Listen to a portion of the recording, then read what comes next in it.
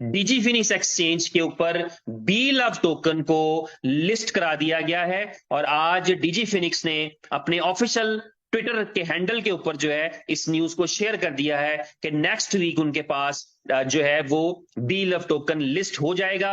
ये उसी लिस्टिंग का पार्ट है, ये वही पार्ट है जिस हिस्से के लिए हमें 500 दिन तक इंतजार करने के लिए कहा गया था। ये पॉलिसी, ये स्ट्रेटेजी आपको बताई गई थी, आपने घबराना नहीं, इस पे चौंकना नहीं है।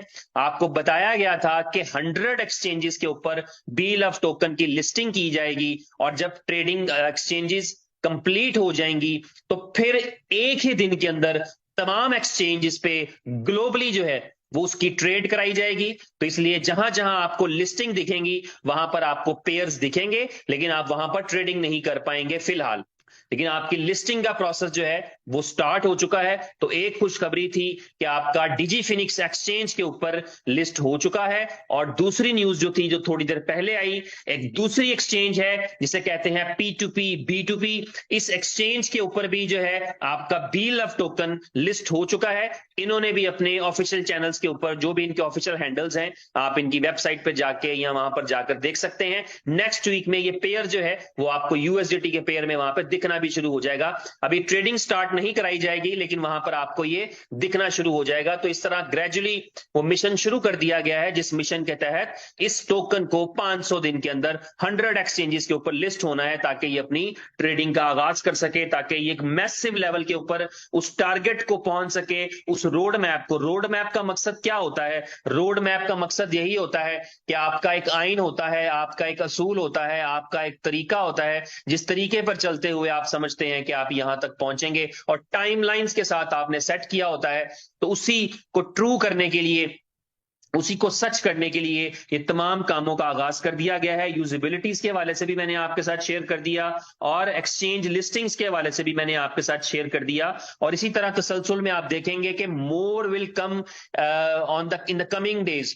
अगले आने वाले दिनों के अंदर आप देखेंगे कि और एक्सचेंजेस का लिस्टिंग नजर आएगा आपको, और आप गिनते चले जाएंगे और आपको रियलाइज होता चला जाएगा कि मैक्सिमम एक्सचेंजेस जो है उन पे लिस्ट होता चला जा रहा है। एक चीज जो है, जो शायद मैं सिर्फ आपके गोश गुजार करना चाहूंगा, जो सिर्फ आपको बताना चाहूंगा कि जिस तरह अभी ये चीजें एक्सपेक्टेशन से पहले हो रही हैं, इस तरह ये भी नहीं कहा जा सकता कि 100 एक्सचेंजेस की लिस्टिंग वाकई 500 दिन में होगी, या 100 एक्सचेंजेस की लिस्टिंग जो है वो 300 दिन में पूरी हो जाएगी, या 100 एक्सचेंजेस की लिस्टिंग 400 दिन में पूरी हो जाएगी। इसी तरह इस बात की भी कोई गारंटी नहीं की जा सकती कि जो ट्रेडिंग 500 दिन के बाद शुरू करानी थी, जो ट्रेडिंग 100 एक्सचेंजेस के बाद शुरू करानी थी, वो ट्रेडिंग जो है वो 50 एक्सचेंजेस के बाद शुरू हो जाए, वो एक्सचेंजेस 20 एक्सचेंजेस के बाद शुरू हो जाए, वो 5 एक्सचेंजेस के बाद शुरू हो जाए, वो 500 दिन की जगह पे 350 दिन के बाद शुरू हो जाए। कुछ नहीं कहा जा सकता, और कुछ कहना भी नहीं जाना चाहिए,